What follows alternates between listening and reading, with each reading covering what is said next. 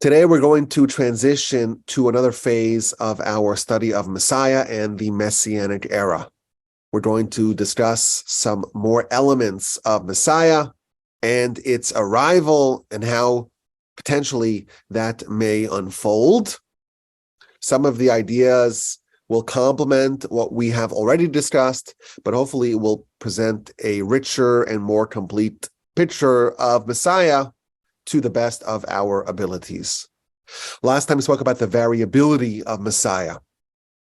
Messiah, we think of it as just this one thing, but the sources are clear that in a great many ways, the type of Messiah that we end up with is going to be what we earn, what we are deserving to get. And therefore, in many areas, the type of Messiah that we're going to get, it depends on us. So, for example, the canonical example of that is what the Talmud says. The verse says, Be'ita achi shana, in its time I will expedite it. In its time means in its time. There's a time, and that's when Messiah will come. I will expedite it. That tells us that it will come before the time. So the Talmud tells us, if we are meritorious, we'll get it early. If we are not meritorious, we'll get it late. And we delineated the many different areas that the type of Messiah that we earn, the many different areas in which that variability is manifested. So we spoke about the temple, for example. Temple is going to get built. That is a necessary element of Messiah and the Messianic era and the Messianic transformation. As we know, the times of Messiah, that's not Olam Haba. That's not the world after the resurrection. That is the world in which we can fulfill all of Torah. And of course, many laws of the Torah are contingent upon the temple. In fact, the majority of mitzvos we cannot fulfill today. So having a temple is a necessary element of the Messianic era, but how it will get built, that is variable. Will it be built by human labor, or will it descend from heaven via a divine miracle? Well, it's up to us. What's Messiah like? It's going to be a surprise, the Talmud tells us. But surprises come in all different ways. It can come as a surprise akin to the surprise of finding a hidden treasure. It can also come as a surprise of a less pleasant variety, like being stung by a surprising scorpion. And we talked about many other ways in which Messiah is variable. Since our last recording, I found sources for other areas of variability. The Talmud tells us that before Messiah comes, Elijah comes, Elijah the prophet. According to our sources, it's actually the same person as Pinchas. That's a separate discussion. Elijah will come and will forecast, will present a tiding that Messiah is on its way. Well, the sources tell us that too is variable. If we are meritorious, then Elijah will come and forecast the imminent arrival of Messiah. If we are not meritorious, then we will not have the tiding of Elijah. Moreover, I found another source that tells us that there is a possibility that Messiah will come and the Jews won't even know it. And we'll have to be informed by the nations of the world. If we're not meritorious, it'll come through some sort of way, through some sort of approach in which we won't even be aware of it. And we'll have to be informed by the Gentiles. Alternatively, we can inform the Gentiles. That is what the sources indicate. And of course, this should reinforce the disclaimer that we have mentioned many times, and that is that we know and we fully confess that what will actually happen when Messiah comes, it's beyond our capacity of knowing ahead of time. Yes, the prophets were able to see, each one according to their degree of revelation, But whatever we are told, whatever is conveyed to us, it's deliberately garbled. The messages and the teachings and the prophecies about Messiah are designed to not be clear and to be very easily misinterpreted. So we acknowledge, and we have this disclaimer, and I'm trying to say it again and again so that way everyone knows this. We don't have clarity in this subject. What we have are hints, are allusions, are indications, are ambiguous statements.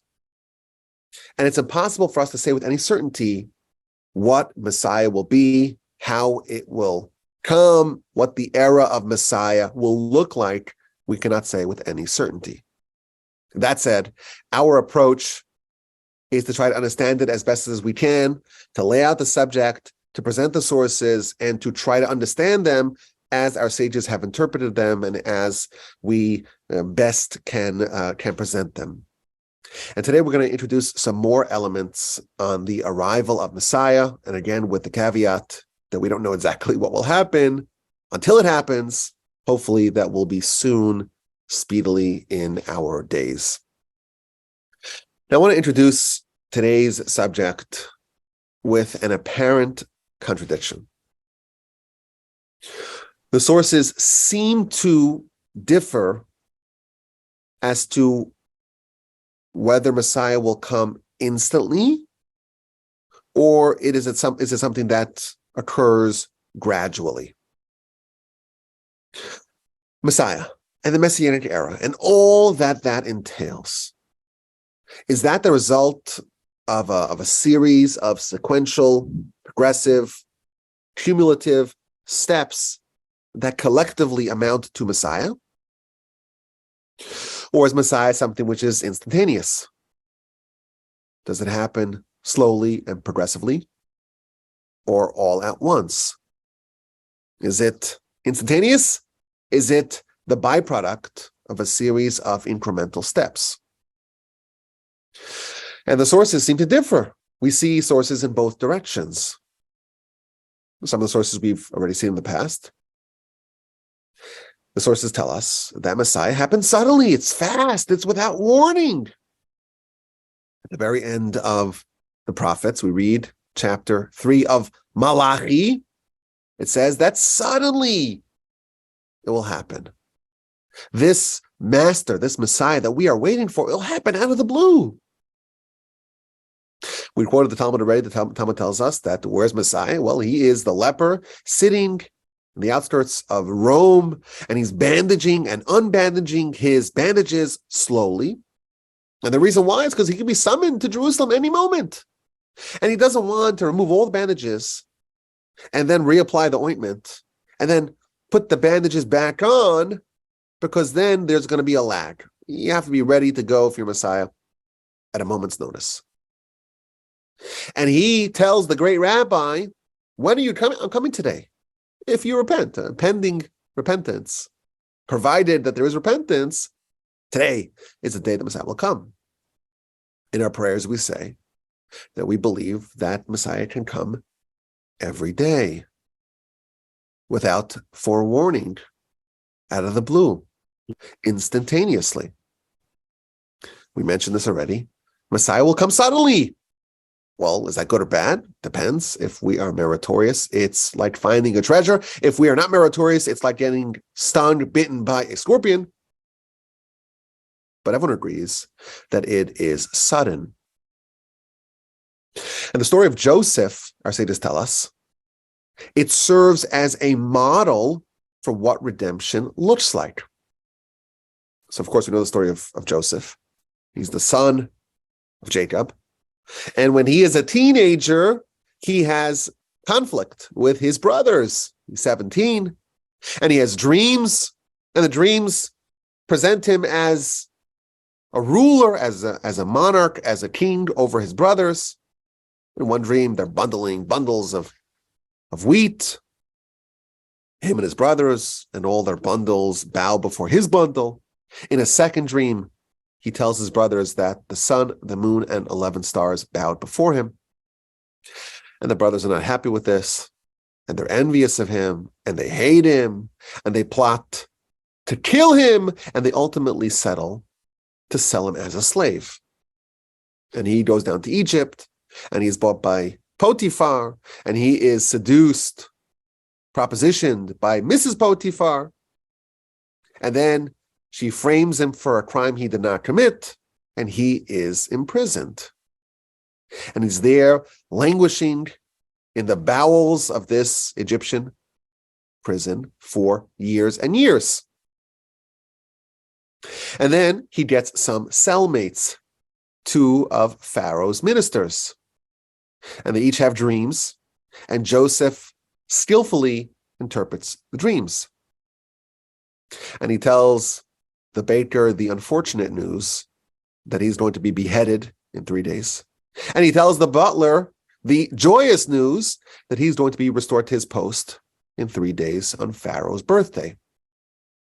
And then he requests from the butler to invoke his case before Pharaoh. And indeed, on Pharaoh's birthday, he restored the butler to his post. He decapitated the baker, but the butler promptly forgot about Joseph and did not remember him until 2 years later. 2 years later, by the way, the Midrash tells us that the reason why Joseph was forced to be imprisoned for 2 more years is because he had too much reliance on the butler. 2 years later, Pharaoh has a series of unsettling dreams. He sees the 7 fat, robust, plump cows being consumed by the 7 skinny, frail, emaciated cows. And then he has the 7 healthy ears of wheat are consumed by the windswept ears of wheat. And he wakes up, and none of his advisors can interpret the dream in a way that Pharaoh is comfortable with. And the butler remembers Joseph. And Joseph is commissioned to interpret Pharaoh's dreams. And he tells him, of course, that there's going to be 7 years of plenty, followed by 7 years of famine, and gives very skillful advice as to what to do. And instantly, he is appointed viceroy of Egypt. He is bedecked in the garb of royalty, and he is paraded throughout the land. That's the story that we read in the book of Genesis. But in chapter 41, verse 14, we read the following. Pharaoh summoned Joseph, and he called him, and they rushed him out of the pit, and they shaved him, and they swapped his garments, and they brought him before Pharaoh. And the commentaries tell us this story of Joseph going from the absolute pits, quite literally, to becoming the king in one day, this is symbolic, this is emblematic of redemption in general. All redemption follows this pattern. It's instantaneously. Quotes a verse in Isaiah, my redemption is very close, is very near. The Egyptian exodus, they were banished from the land. There wasn't even enough time for the dough to rise. And in the future, when Messiah comes, it's going to happen suddenly, very quickly. Joseph, he was supposed to be in exile. There was a decree that he remains in prison for 2 more years for his over-reliance on the butler. But once the time came, he was not allowed to remain for even a second beyond what was decreed in heaven. There is an old axiom, Yeshuas Hashem, Keharef Ayin. The salvation of God is like the blink of an eye. The blink of an eye happens so fast, it doesn't even interrupt your field of vision. Like that. Snap of the finger, blink of the eye, and everything changes. So again, these are sources that really show, reputable sources from all different parts of our literature that show that redemption and Messiah happens very fast. Joseph wakes up in the morning and he is in prison and he's been there for more than a decade. And that night, he's viceroy of Egypt. There's this instant ascent to glory, and this is emblematic of all redemptions, Messiah included. Now, by contrast, we see that there are other sources that talk about Messiah as a gradual process, like a staggered revelation, successive steps, gradually revealing the Messianic era. The Talmud tells us, this is something that we'll have to further study as well. This world is a 6,000-year enterprise. 2,000 years of tohu, of emptiness. 2,000 years of Torah. And the final epic of 2,000 years is 2,000 years of Messiah. Messiah, it's not just this one isolated thing, it's a 2,000-year process. And the final 2,000 years, well, that's the time of Messiah. And this is like what we quoted earlier from Ramchal. We're always getting closer to Messiah.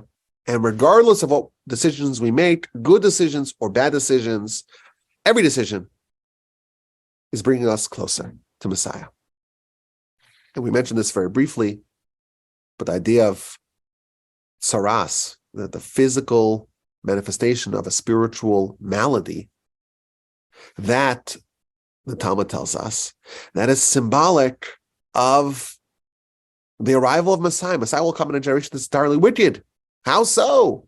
Quotes the Talmud. It's akin to a leper, to a person who has saras, that's completely covered in white. If they're completely covered in white, if they're completely covered in saras, then quite counterintuitively, they are pure. Every decision that we make either cleanses us from saras, so to speak, or makes us, God forbid, have more saras, have more spiritual impurity. But regardless, either path leads towards purity. Either we're cleansing ourselves or we're getting even more impure, but that direction also leads towards purity, because when there's total impurity, well, that results in purity. So again, this is the idea of everything is always leading, everything we're doing is leading towards Messiah. Now, I will note, this is a little bit in the weeds. If you look at Rashi's commentary to the Talmud, when the Talmud says that there's 2,000 years of Messiah, Rashi does not interpret it the way we just did, that it's a 2,000-year process. Rather, that this 2,000 years are ripe for Messiah. And it can come anytime during that 2,000 years. So Rashi seems to avoid this interpretation by saying that, well, these 2,000 years, it's not just a 2,000-year process of the revelation of Messiah. Rather, it is a time in which Messiah can potentially come. But regardless, there are other sources that talk about Messiah as an ongoing process. So, for example, there's a beautiful teaching in the Midrash.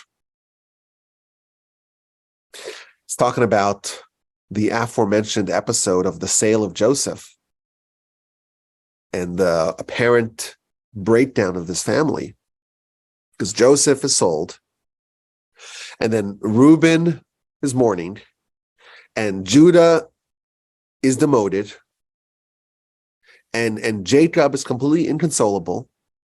And this nuclear family is just breaking up. And the Midrash tells us that what is God doing? God is preparing the light of Messiah, which is why, sandwiched between the episodes of Joseph, you read the story of Judah and his daughter-in-law, Tamar, this very scandalous union that resulted in the birth of twins, which, as we know, are the forebearers of David, Solomon, and subsequently Messiah. So there's this, again, beautiful midrash that talks about how everyone's distracted. Everyone's involved in their own little world.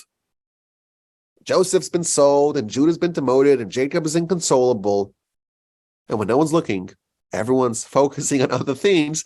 God is building Messiah. I think this idea, again, seems to fit in really nicely with this idea that Messiah is the process of Messiah and the origin story of Messiah. It's all happening inexorably behind the scenes for a very long time. I will note, and I think we'll probably talk about this in the future, Messiah is a very checkered pedigree. The whole story of Lot in the aftermath of the overturning of the cities of Sodom and Gomorrah, Lot spends some scandalous nights with his daughters, also resulting in the birth of 2 sons, including Moab, which we discover later on, that too has to do with the pedigree of Messiah, because Ruth, the great-grandmother of David, is a descendant of the family of Moab. So the fact that there are scandals amongst the ancestry of Messiah, David and Bathsheba, of course, is one of them as well. That is not a coincidence. We will learn, please God. But again, this idea that Messiah is not just something that just shows up out of nowhere. It's been in the works. It's been percolating behind the scenes for a long time, and slowly behind the scenes getting ready to be revealed. That is well-founded in the sources. Now, there's another incredible Talmud to this effect. It talks about the exile and how the exile itself wasn't instantaneous. It was also staggered. It was also, the destruction and the exile was a gradual process where every stage of demotion was followed by another stage, and so on. The Talmud book of Rosh Hashanah, page 31a, it tells us that the Shekhinah, the divine presence, it departed over the course of 10 stages. It was situated right on top of the ark, and then it went to one of the cherubs. So it kind of left a little bit. And then it went to the other cherub, and then it went to the threshold of the sanctuary, and then it went to the courtyard, and it's slowly inching its way back to heaven, so to speak. And then it went to the altar, and then it went to the roof of the temple, and then it went to the walls of the city, and then it went to the city itself, and then it went to the mountain. This is Mount Olives.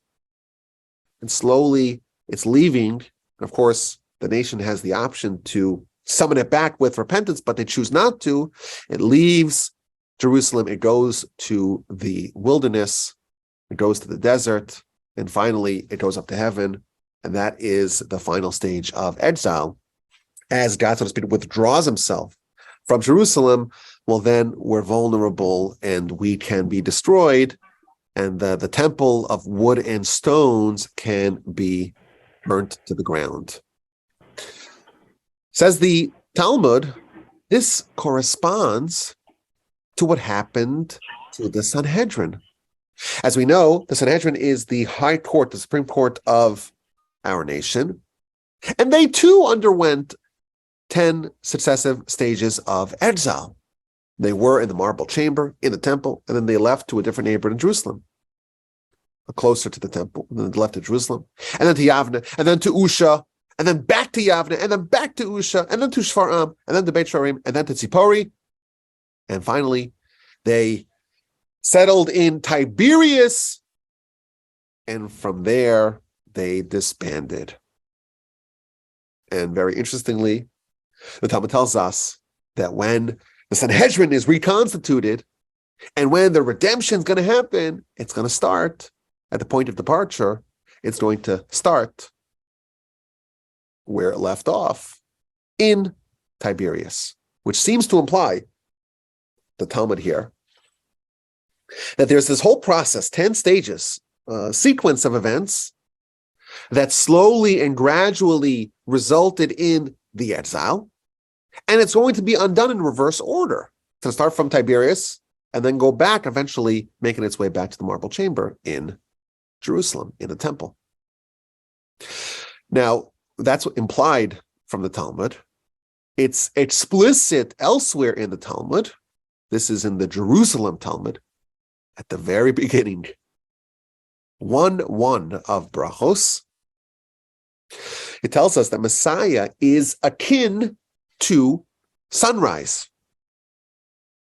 It tells a story. Two of the sages were walking at night in this valley, the Arbel Valley, and they saw the first rays of sunrise.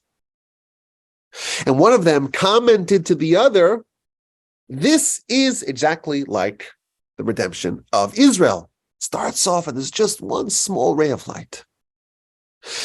And progressively, the brightness increases and gets stronger and stronger and so on." So this is explicitly in the Talmud, that the redemption is not just overnight, doesn't go from pitch black to bright light. It's like sunrise. It takes a long time, slowly and progressively inching its way towards noon, towards the full brilliance of the sun.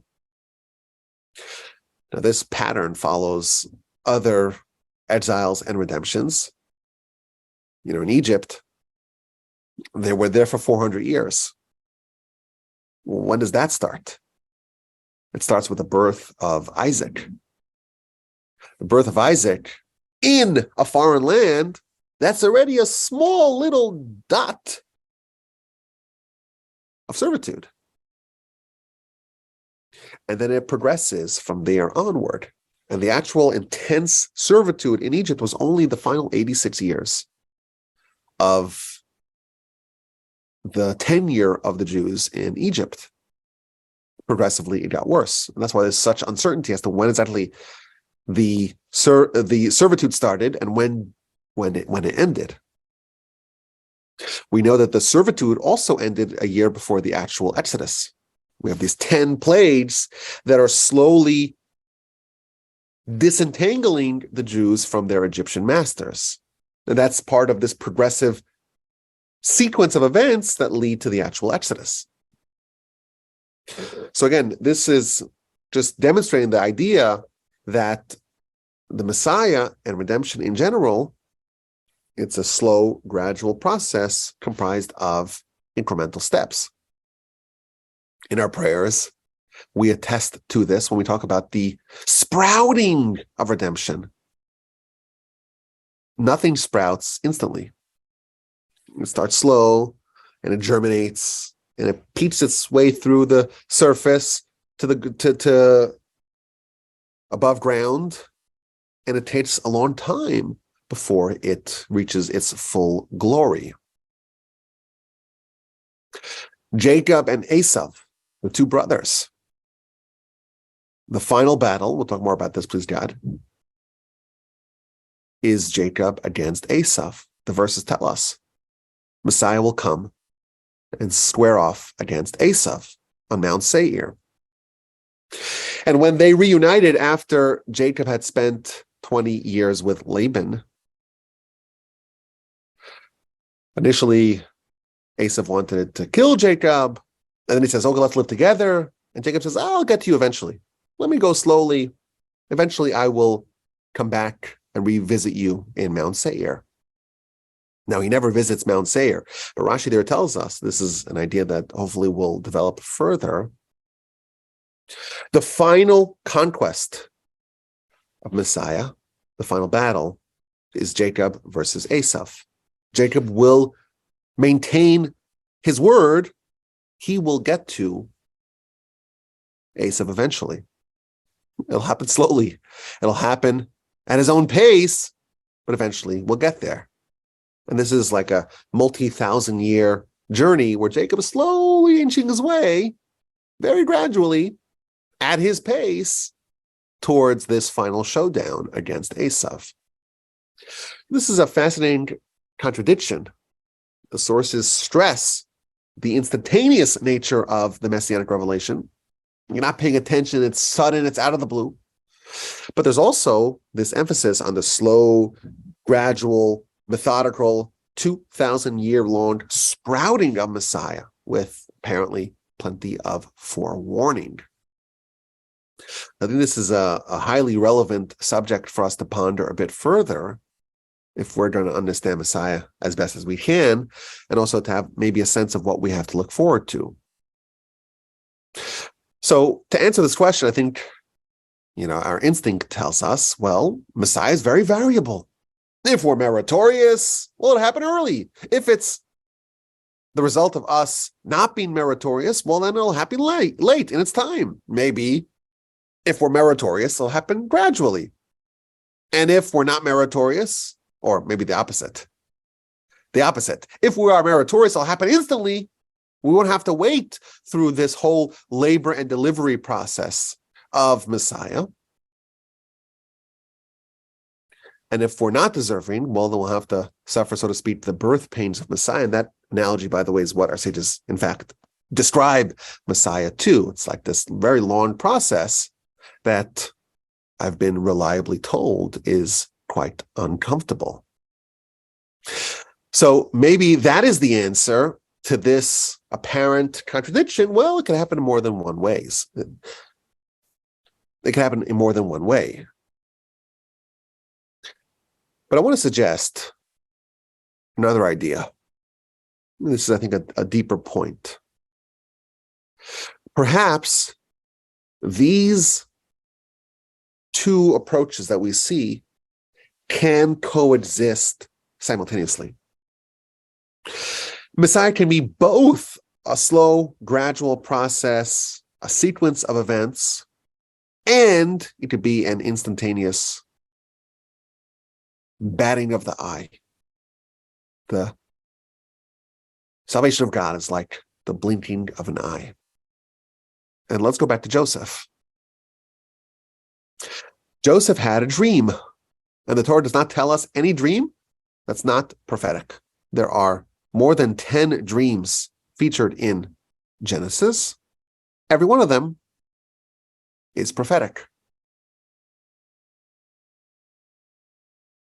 Joseph has 2 dreams that he is going to become a king, and we know that he became a king. And how old was he when that happened? The verse tells us explicitly he was 17 years old. How old was Joseph when he was coronated? The Torah tells us that as well. He was 30. So how long did it take from when Joseph had the dream that he's going to be king until it was actualized? There was a 13-year lag. Is that right? Simple math. So there were 13 years that separated the implementation of this dream from the actual dream. That's what we would think.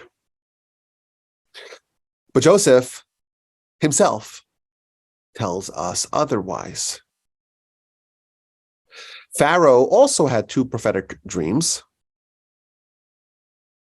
7 cows, 7 stalks. And Joseph interprets the dreams. And he tells him, well, there's only 7 years of plenty, followed by 7 years of famine, the worst famine that has ever been visited upon Egypt. And then he tells him why Pharaoh had 2 dreams. 1 dream would be sufficient. If you just had the 7 cows, the 7 silly cows, and the 7 robust cows, that would be enough. Why do you have to have 2 dreams? Why were the prophetic dreams doubled? Says Joseph, that too is part of the prophecy. That indicates that the timing of this dream is immediate. The doubling of the dreams indicate that the dreams are going to be fulfilled, implemented right away. And therefore, you gotta get to work. You have 7 years to prepare for the 7 years of famine. Joseph is telling us a rule of prophetic dreams. If you have 2 of them, that is an indication of the timing of those prophetic dreams. the interpretation of the dreams will commence immediately. And here's the question. Joseph also had two dreams. The brothers' bundles bowed before his bundle. The sun, the moon, the 11 stars bowed to him. So according to this rule that Joseph himself tells us, there should be no lag between when those dreams happened and when they were implemented. How can Joseph tell us this rule about the doubling of the dreams? Oh, that tells us it's happening immediately,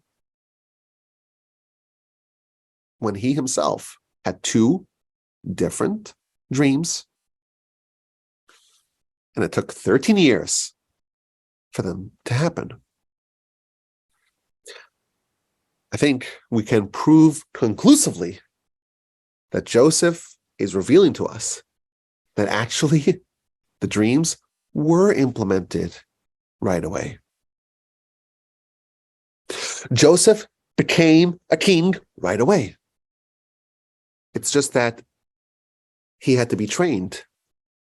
He had to be prepared. He had to undergo some experiences. Everything that happened between the dreams and the implementation of the dreams was all necessary for those dreams to happen.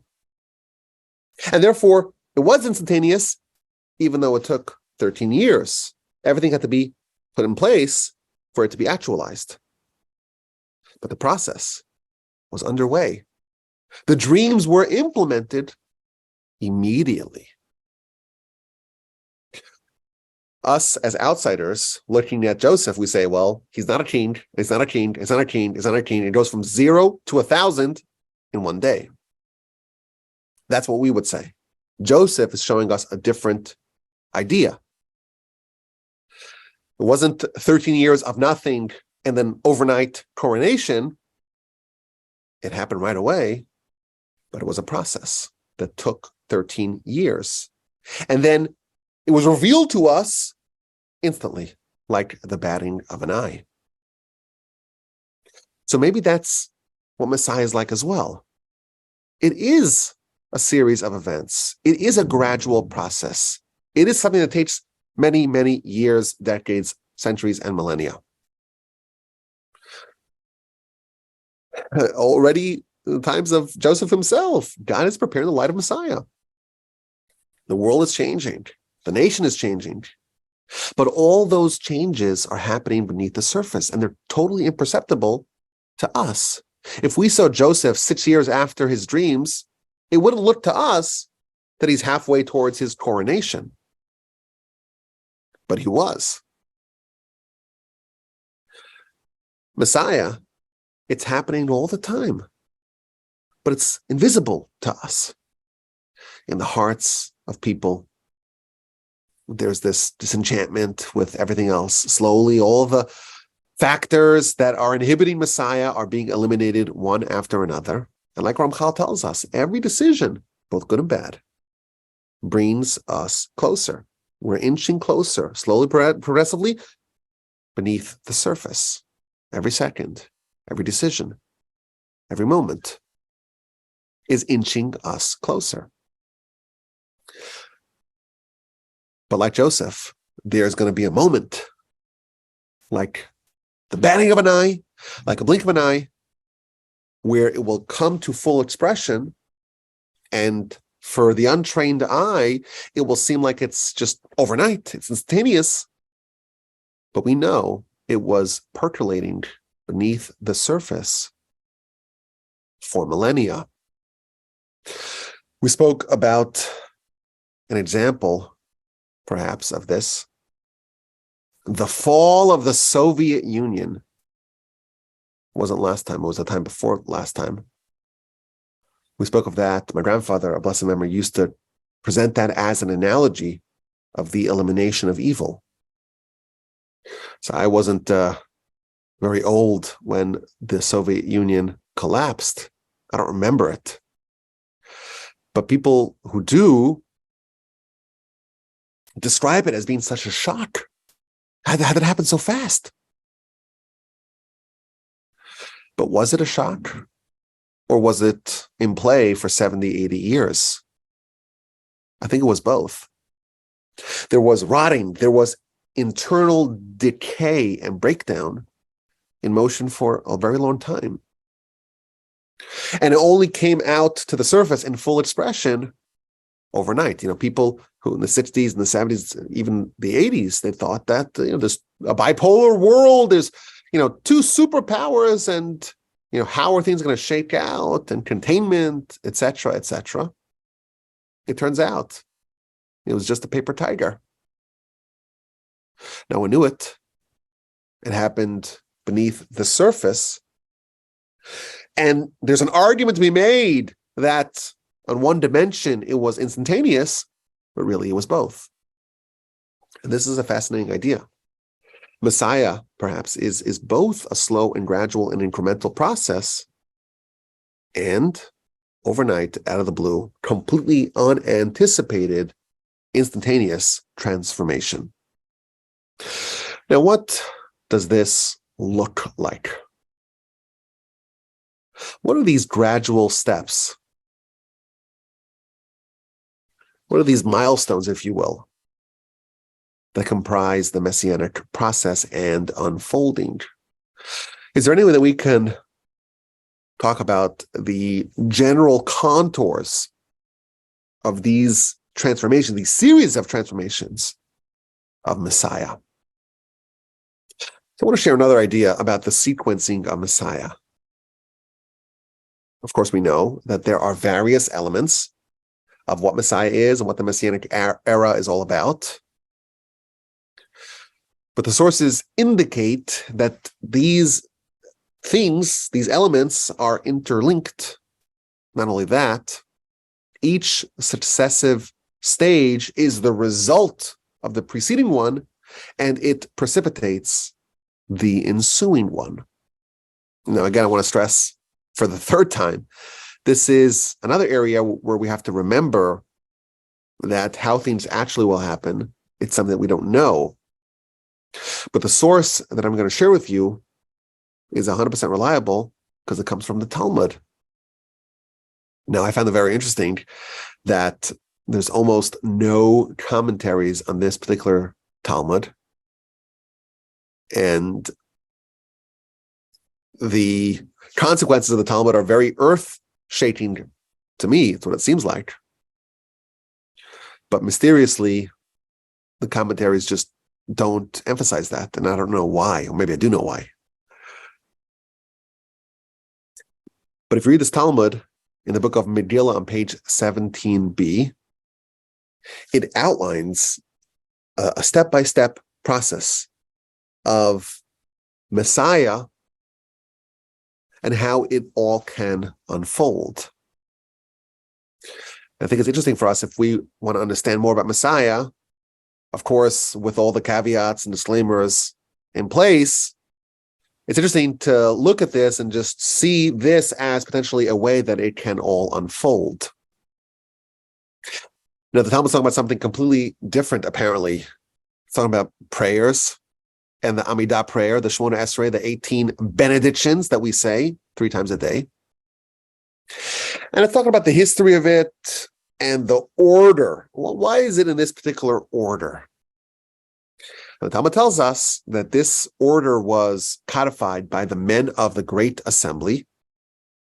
This is a body, a council, that convened at the beginning of the Second Commonwealth. And this group included several prophets. And it goes through blessing by blessing why we have a certain blessing and why it's positioned in its location in the Amidah. So why do we say the first blessing of the forefathers and the next one of Gevuros, of the might of God, and then Kedusha, the holiness, and then insight, and why that comes after Kedusha, and why repentance comes after insight, and why each one comes after the next one, why next do we have the healing, and then it tells us the 7th blessing. Why do we have the 7th blessing? That's the one about redemption.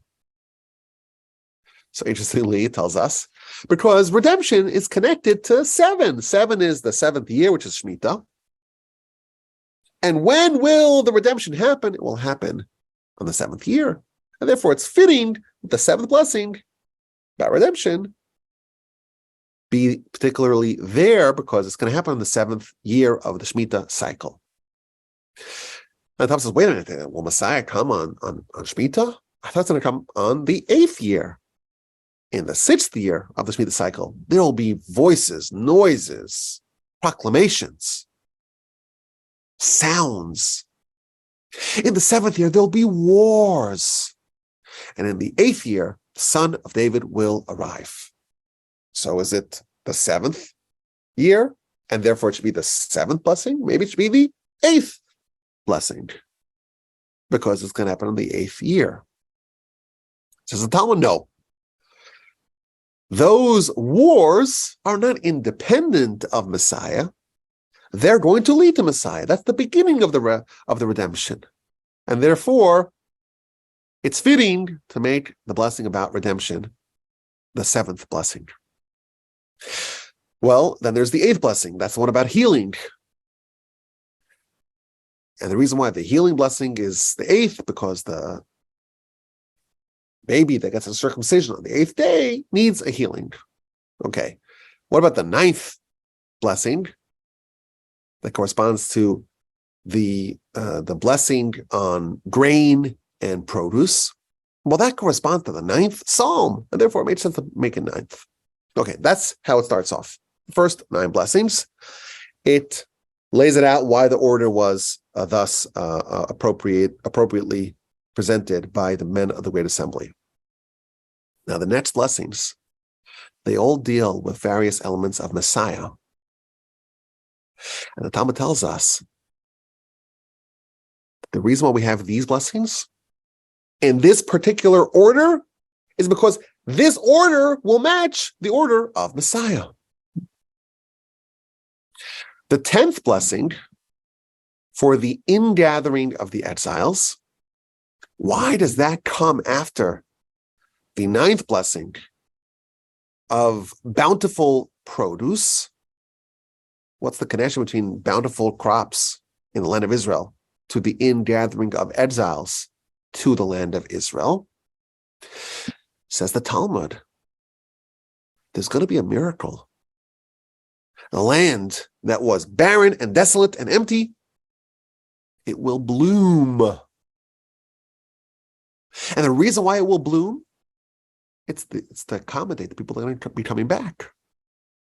And therefore it makes sense. First, the land will bloom, and then you have the 10th blessing about the ingathering of the exiles.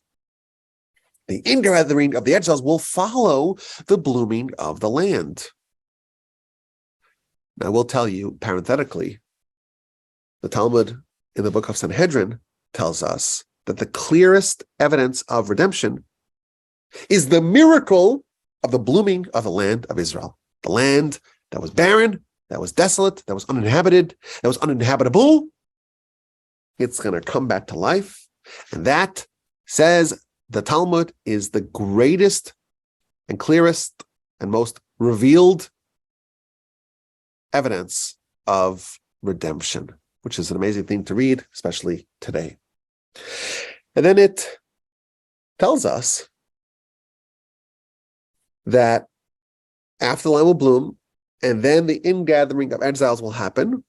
Following that, you have the restoration of the judges. And that's why the next blessing follows. We know that the Sanhedrin, it's a critical element of Jewish life and society. And it was disbanded. And it was disbanded in the city of Tiberias, like we mentioned. And it has to be reconstituted. And it's not so simple, because the Sanhedrin demands that the members of the Sanhedrin have smicha. And smicha, it's hard to revive. There are hard to fulfill conditions for its revival. But the Talmud tells us that the process goes like this. Land will bloom, exiles will be ingathered, and then the Sanhedrin will be reconstituted and they can mete out judgment to the wicked. And following that, we have the next blessing, the elimination of the heretics. And following that, we have the next blessing, the elevation of the stature of the righteous and the righteous converts. And then we have the next blessing. Where is that going to happen? Where are the stature of the righteous going to be elevated? In Jerusalem. And that is the next blessing. Now, the rebuilding of Jerusalem sounds like the rebuilding of the temple, the restoration, so to speak, of our relationship with God. And this is part of the whole messianic transformation. Apparently, at least according to the Talmud, that happens in this part of the sequence. And that will lead to the next blessing, the arrival of David. Once Jerusalem is rebuilt, Messiah is going to come. And that leads to the next blessing of prayer. True prayer can be reinstituted after David is here. And following that, you have the service in the temple. And following that, you have the ability to properly thank God. This is an amazing Talmud. The Talmud tells us that the order of the Amidah prayer, the reason, at least part of it, the part that's relevant to Messiah, it follows the sequencing of the messianic transformation. One leads to the next, which leads to the next. As an aside, it's also been suggested that the end of Ezekiel, which also addresses the rebuilding of Jerusalem and the temple, it's also modeled after this order, this sequencing. So this is very interesting. We have many different dimensions of redemption, and it's not going to happen all at once. And it's going to happen in some sort of sequence.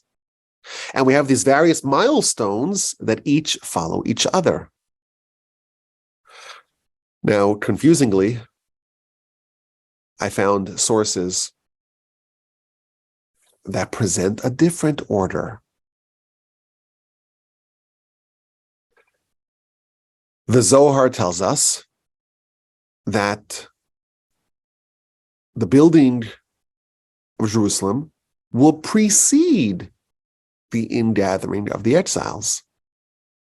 Which comes first? Apparently, there's a dispute.